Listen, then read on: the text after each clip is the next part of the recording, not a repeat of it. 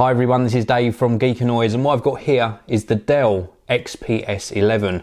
Now this is a very well made and super thin Ultrabook from Dell with a couple of tricks up its sleeve as well. Now before I show you those tricks, let me just tell you a little bit about the specification. Now this has got the very latest 4th generation Intel Core i5 processor. It's got 4 gigabytes of RAM, and you can choose between 128 gigabyte or 256 gigabyte SSD storage. Now the screen size is 11.6 inches, and they've managed to cram in a crazy 2560 by 1440 pixel resolution. That is very high resolution for this size of screen, and I was worried it would make some of the things too small on it, but thanks to the sort of scaling technology in Windows 8.1, it's not a problem at all until you switch over to desktop mode, and then things do get a tiny bit small, but it's manageable. It certainly is manageable. The actual quality of this, the finish and the fit of all the seams is really very nice. And then on the back of the Ultrabook, there's this metal sort of tab, and you lift this up to actually reveal your sort of service tag number for if you ever need service on your laptop. And then round the actual outside of the device, on one side we've got an input for the power, also a USB 3 port, HDMI output, headphone socket, speaker, and also volume up and down. Around the other side we've got a second USB 3 port.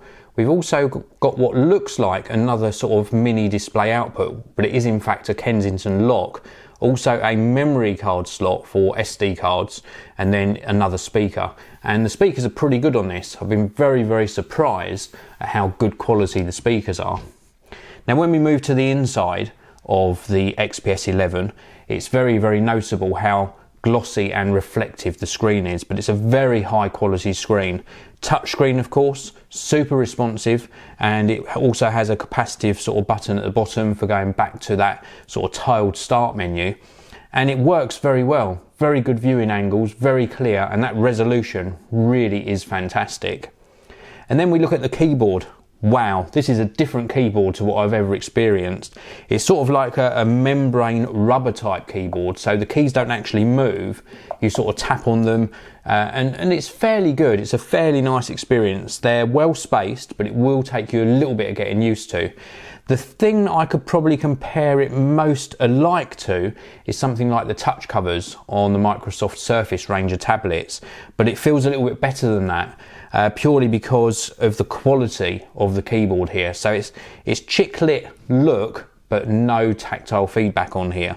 We've also got a large multi-touch trackpad to finish off the sort of area where you're going to be spending most of your time, and it works very well. It's a very nice experience.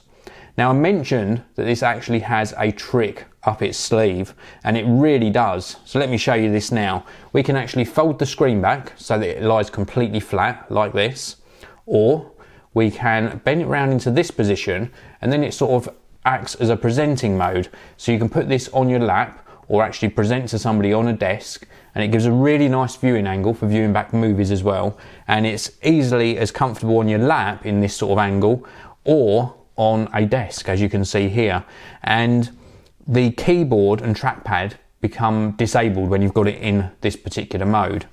Now it will go one stage further. It will fold completely flat, and then you can use it in tablet form. So now I can hold this either in portrait or landscape mode, and the display rotates round depending on which orientation you've got it in. Again, the keyboard and the trackpad remain disabled in this mode, and you can quite comfortably hold this.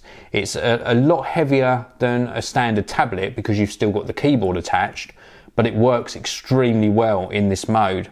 And using the on-screen keyboard, doing things like web browsing, etc., is an absolute pleasure. It really is. This is one of the best screens I've seen on this type of device for a long time.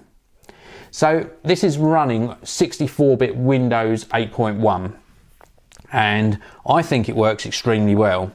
I do like the keyboard, I like the overall styling, and I like the fit and finish of all of the seams around the laptop. The screen, although it sort of worried me at first with that high resolution, is extremely good. I've been very pleased with the overall experience.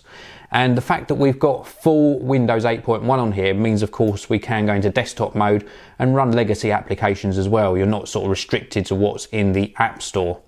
So this is the Dell XPS 11. It really has surprised me. It's fully featured, super thin and very well made, and it's got a great performance as well.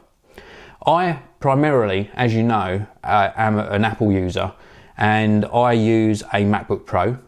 Prior to that, I had a MacBook Air, and I've owned a MacBook Air in both an 11.6 inch form and also the 13-inch version. And this is a very similar size and feel to the smaller MacBook Air.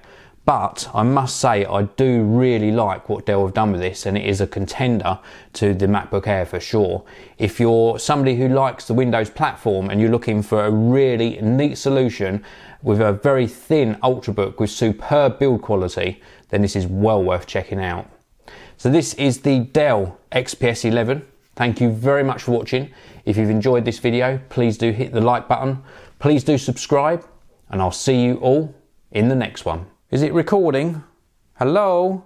Yes, it's recording, and it's the end of the video. I was only mucking around with you. I just wanted to say thank you so much for watching the video. There are a couple of annotations on your screen as well. The one at the top of the screen will take you to a random pick from my channel, so you can watch another one of my videos. Please do click it.